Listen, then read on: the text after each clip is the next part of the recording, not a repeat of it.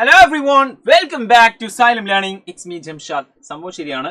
10 most used idioms, അതായത് ലോകത്താകമാനം ആൾക്കാർ ഏറ്റവും കൂടുതൽ ഉപയോഗിക്കുന്ന 10 ഇഡിയംസ് ആണ് നമ്മൾ ഇന്ന് പരിചയപ്പെടാൻ പോകുന്നത്. ബിക്കോസ് നമ്മൾ ഈ ഒരു ഇഡിയംസ് എങ്കിലും നമ്മൾ എന്താക്കണം, അറിഞ്ഞിരിക്കണം. മിക്ക ഇഡിയംസ് ഒക്കെ നിങ്ങൾ അറിയുന്നതായിരിക്കും. ഏതായാലും ഇതുപോലത്തെ വെറൈറ്റി ആയിട്ടുള്ള വീഡിയോസിന് വേണ്ടിയിട്ടും നിങ്ങൾ ഇതുപോലത്തെ വെറൈറ്റി ആയിട്ടുള്ള ഇംഗ്ലീഷ് റിലേറ്റഡ് സംഭവങ്ങൾക്ക് വേണ്ടിയിട്ടും മറ്റു സബ്ജക്ട് റിലേറ്റഡ് ഉള്ള സംഭവങ്ങൾക്ക് വേണ്ടിയിട്ടും നിങ്ങൾ എന്താക്കുക, ജസ്റ്റ് സബ്സ്ക്രൈബ് ചെയ്തിടുക. ഇതുപോലെ ധാരാളം വീഡിയോസ് ഇതിൽ വരുന്നതായിരിക്കും. സോ മിസ് ചെയ്ത് സബ്സ്ക്രൈബ് ചെയ്യുക. ഓക്കെ, ഏറ്റവും കൂടുതൽ ആൾക്കാർ യൂസ് ചെയ്തിട്ടുള്ള ആ ഒരു ഇഡിയംസിലേക്കാണ് കിടക്കാൻ പോകുന്നത്. വിത്ത് എക്സാമ്പിൾസ് നമ്മൾ പറയാൻ പോകുന്നത്. First one, break the ice. Okay, break the ice എന്ന് പറഞ്ഞാൽ to start a conversation in a social setting and make everyone feel comfortable. എല്ലാവരും ഐസ് ബ്രേക്കിംഗ് സെഷൻ എന്നൊക്കെ പറയാറുണ്ട്. ബ്രേക്ക് ദ ഐസ് എന്ന് പറഞ്ഞാൽ നമ്മളെ കുറച്ചുകൂടി കംഫർട്ട് ആവാൻ വേണ്ടി, നമ്മൾ ആദ്യമായിട്ട് ഒരു ടീമിലേക്ക് എത്തുന്ന സമയത്ത് നമ്മൾ കുറച്ച് കംഫർട്ട് ആക്കാൻ വേണ്ടിയിട്ട് അവിടെ എന്തെങ്കിലും ഫണ്ണി ജോക്സ് പറയുക, അല്ലെങ്കിൽ അവരെ കൊണ്ട് എന്തെങ്കിലും ആക്ടിവിറ്റി ചെയ്യിപ്പിക്കുക, അവരുടെ ഗ്രൂപ്പീസ് ഉണ്ടാക്കാൻ വേണ്ടിയിട്ട് ചെയ്യുന്ന ഒരു പരിപാടി break the ice. Example, at the party John told a funny joke to break the ice. ആ ഒരു ഐസ് ബ്രേക്കിംഗ് സെഷൻ അല്ലെങ്കിൽ ഐസ് ബ്രേക്ക് ചെയ്യാൻ വേണ്ടിയിട്ട് അവരൊന്ന് കംഫർട്ട് ആക്കാൻ വേണ്ടിയിട്ട് അവരെന്താക്കി, ഒരു ജോക്ക് പൊട്ടിച്ചു, അതായത് ഒരു തമാശ പറഞ്ഞു എന്ന് പറയാം. Next one, piece of cake. Piece of cake പലരും എപ്പോഴും യൂസ് ചെയ്യുന്ന സംഭവം. It's a piece of cake. വളരെ ഈസി എന്ന് പറയും. Something very easy to do. എന്തെങ്കിലും ഒരു കാര്യം വളരെ ഈസി ആയിട്ട് ചെയ്യാൻ പറ്റും എന്ന് പറയുന്നു. The math to piece of cake for her because she had studied well. നന്നായി പഠിച്ചത് കൊണ്ട് അവർക്ക് മാത്സ് എക്സാം ഒക്കെ വളരെ ഈസി ആണ്. It's a piece of cake എന്ന് പറയാൻ പറ്റും. So we have to use like these kind of idioms in our conversation and writing also. Okay, next one, let the cat out of the bag എന്ന് പറഞ്ഞാൽ to reveal a secret unintentionally. അപ്പൊ നമ്മൾ ഉദ്ദേശിക്കാതെ ഒരു എന്തെങ്കിലും ഒരു secret എന്താക്കുക, ഉദ്ദേശിക്കാതെ പറഞ്ഞു പോകുന്നതിനാണ് let the cat out of the bag എന്ന് പറയുന്നത്. അതായത് she let the cat out of the bag about the surprise party. ഒരു സർപ്രൈസ് പാർട്ടി ഉണ്ടായിരുന്നു, ആ ഒരു സർപ്രൈസ് ആയിരുന്നു. പക്ഷെ അതിനെപ്പറ്റി നേരത്തെ ഓൾറെഡി എന്താക്കി പറഞ്ഞു. ഇവരൊക്കെ ബർത്ത്ഡേ ഉണ്ട്, ബർത്ത്ഡേക്ക് അവരെ സർപ്രൈസ് ആക്കാൻ വിചാരിച്ചായിരുന്നു. പക്ഷെ ഒരുത്തം പോയിട്ട് എന്താക്കി അവനോട് പറഞ്ഞു ഹാപ്പി ബർത്ത്ഡേ എന്ന് നേരത്തെ പറഞ്ഞ സമയത്ത് ഓഹോ പാർട്ടി ഉണ്ടാവും. അങ്ങനെ എന്തായി പോയി, ഓൾറെഡി ആ ഒരു സീക്രട്ട് റിവീൽ ആയി പോയി. അങ്ങനെ അതിനാണ് പറയുന്നത് the cat out of the bag എന്ന് പറയുന്നത്. Fourth one, hit the nail on the head എന്ന് പറയും. Okay, what's the meaning? To describe exactly what is causing a situation or problem. ഒരു കാര്യം ഡിസ്ക്രൈബ് ചെയ്ത് കൊടുക്കുക. Exactly what is causing A situation or problem. ആ ഒരു പ്രോബ്ലത്തെയോ അല്ലെങ്കിൽ ആ ഒരു സിറ്റുവേഷനോ കറക്റ്റ് പറഞ്ഞു കൊടുക്കുക, ഡിസ്ക്രൈബ് ചെയ്യുന്നതിനാണ് hit the nail on the head എന്ന് പറയുന്നത്. അതായത് when you say this project needs better planning, you hit the nail on the head. അതായത് ഇതിന് ഒരു ബെറ്റർ പ്ലാനിങ് വേണം എന്ന് പറഞ്ഞ സമയത്ത് നീ കറക്റ്റ് കാര്യമാണ് പറഞ്ഞത്.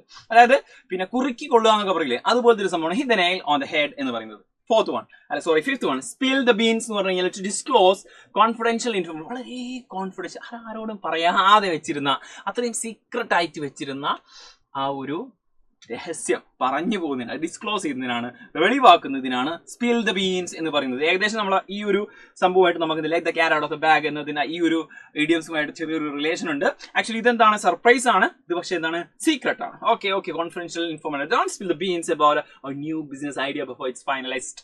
നമ്മുടെ ബിസിനസ് ഐഡിയ ഫൈനലൈസ് ആവുന്നതിന് മുമ്പ് എന്താക്കരുത്, പുറത്ത് വിടരുത് എന്ന് പറയണം. Okay, 6 1, burn the midnight oil. Okay, ഇത് പലരും കേട്ടിട്ടുണ്ടായിരിക്കും.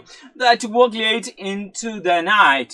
ലേറ്റ് ആയിട്ടും രാത്രിയും നിർത്താതെ ഹാർഡ് വർക്ക് ചെയ്യുന്നതിനാണ് പറയുന്നത് burn the midnight oil എന്ന് പറയുന്നത്. Actually he burned the midnight oil to finish his assignment before the deadline. ഡെഡ്ലൈന് മുമ്പ് അവന്റെ അസൈൻമെന്റ് തീർക്കാൻ വേണ്ടിയിട്ട് അവൻ എന്താക്കി, രാത്രി ഉറക്കമൊഴിച്ചു. അതായത് ഉറക്കമൊളിച്ചുകൊണ്ട് അവൻ എന്താക്കി, പണിയെടുത്തു, ഹാർഡ് വർക്ക് ചെയ്തു എന്നുള്ളതിന്. ഓക്കെ, അതായത് രാത്രി മിഡ് നൈറ്റ് ഓയിൽ കത്തിച്ചിരിക്കുക എന്നല്ല ഉദ്ദേശം, അതിനാണ് ഹാർഡ് വർക്ക് ചെയ്യുക എന്നുള്ളതാണ്. ഓക്കെ, ലേറ്റ് നൈറ്റിൽ വർക്ക് ചെയ്യുക. ഓക്കെ, bite the bullet എന്ന് പറഞ്ഞാൽ to face a difficult situation bravely. ഏതൊരു വളരെ ഡിഫിക്കൽട്ട് ആയിട്ടുള്ള സിറ്റുവേഷൻ വളരെ ധൈര്യത്തോടു കൂടി നേടുക, അതിനാണ് bite the bullet. ശരിക്കും നമുക്ക് ബൈറ്റ് ചെയ്യാൻ പറ്റുമോ?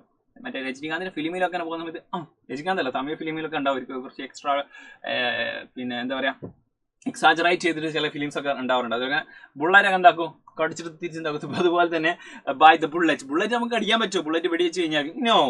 To face a difficult situation, അതായത് അത്രയും വലിയ ഡിഫിക്കൽട്ട് സിറ്റുവേഷൻ വളരെ ധൈര്യത്തോട് നേരിടുന്നതിനാണ് ബൈ ദ ബുള്ളറ്റ് എന്ന് പറയാം.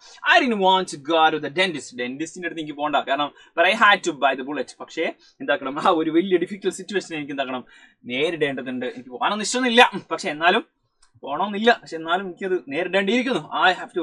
I had to bite the bullet. Okay, next one, ഇത് one, under the weather എന്ന് പറഞ്ഞു കഴിഞ്ഞാൽ ഫീലിംഗ് അൺവെൽ, അത്ര സുഖമില്ല. അതായത് വെതറിന്റെ അടിയിൽ എന്ന് പറഞ്ഞു കഴിഞ്ഞാൽ അത്ര സുഖമില്ല, ഭയങ്കര അസുഖമാണ്, അസുഖബാധിതനായി എന്നുള്ളതാണ്. I'm feeling a bit under the weather today, so I'll stay home. എനിക്ക് അത്ര സുഖം തോന്നുന്നില്ല. മീൻസ് എന്തോ ഒരു അസുഖം പോലെ പനി വരുന്നത് പോലെ തോന്നുന്നുണ്ട്, എന്തോ ഒരു അസുഖം വരുന്നുണ്ട്, സുഖമില്ലായ്മയുണ്ട്. സോ ഞാൻ എന്താക്കണം, വീട്ടിലിരിക്കും എന്ന് പറയാം. Cost an arm and a leg. ഒരു കൈയും ഒരു കാലും വിലപിടിപ്പുണ്ട്. അതായത് something that is very expensive. അതായത് നല്ല വിലപിടിപ്പുള്ള സാധനത്തിന് പറയുന്ന വിലപിടിപ്പുള്ളത് എന്ന് പറയാൻ വേണ്ടി യൂസ് ചെയ്യുന്ന ഇഡിയമാണ് cost an arm and a leg. Okay. The new iPhone cost an arm and leg. Okay, സത്യം അല്ലേ? പുതിയ ഐഫോൺ എന്തിന് ഇത് കിഡ്നി വിറ്റാൽ പോലും കിട്ടൂല എന്ന് പറയാറുണ്ട്. അതുപോലെ തന്നെ it's cost an arm and a leg എന്ന് പറയാൻ പറ്റും. സോ ഇത് നിങ്ങൾക്ക് സെറ്റ് ആയിട്ടുണ്ടെങ്കിൽ, നിങ്ങൾ യൂസ്ഫുൾ ആണെന്ന് തോന്നുന്നുണ്ടെങ്കിൽ ജസ്റ്റ് ലൈക്ക് ചെയ്യാൻ മറന്നു വരുന്നത്, നിങ്ങളുടെ ഫ്രണ്ട്സിന് ഷെയർ ചെയ്യാൻ മറന്നത്. And last but least, okay, when pigs fly എന്ന് പറയാറുണ്ട്.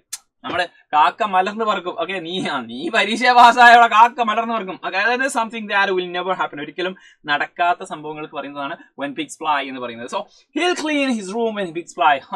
ഓനെ റൂം ക്ലീൻ ചെയ്യും. അപ്പോ ഇവിടെ പന്നികൾ പറക്കാണെങ്കിലും എന്താക്കും, റൂം ക്ലീൻ ചെയ്യും. അതായത് ഒരിക്കലും മോൻ എന്താക്കൂല, ക്ലീൻ ചെയ്യൂല എന്നാണ് ഇതുകൊണ്ടുള്ള ഉദ്ദേശം. സോ ഇതുപോലെ ധാരാളം വീഡിയോസ് നീ വരുന്നതായിരിക്കും. സബ്സ്ക്രൈബ് ചെയ്യാൻ മറന്നു വരുന്നത്. ഈ വീഡിയോ പറ്റിയുള്ള അഭിപ്രായങ്ങൾ ജസ്റ്റ് കമന്റ് ബോക്സിൽ എന്താണ് നിങ്ങൾക്ക് ഫീൽ ചെയ്തിട്ടുള്ളത് കമന്റ് ബോക്സിൽ അറിയിക്കുക. നിങ്ങൾ ഏറ്റവും ഫേവറേറ്റ് ആയിട്ടുള്ള ഏത് ഇഡിയം ആണെങ്കിലും ആ ഒരു ഇഡിയം വെച്ചുകൊണ്ട് ഒരൊറ്റ example, so you never gonna forget that idiom. ആ ഒരു ഇഡിയം മറന്നുമില്ല. അതുകൊണ്ട് നിങ്ങൾക്ക് ഇപ്പൊ പറഞ്ഞതിൽ 10 വെച്ചിട്ട് ഫേവറേറ്റ് ആയിട്ടുള്ള ആ ഒരു ഇഡിയത്തിന്റെ ഒരു എക്സാമ്പിളും കൂടി പറ്റുകയാണെങ്കിൽ ഇടുക. വീഡിയോ പറ്റിയുള്ള അഭിപ്രായങ്ങൾ പറയാൻ മറന്നു വരുന്നത്. അപ്പൊ ഇതുപോലെ മറ്റു ധാരാളം വീഡിയോസുമായിട്ട് വീണ്ടും കാണാം. Bye, thank U.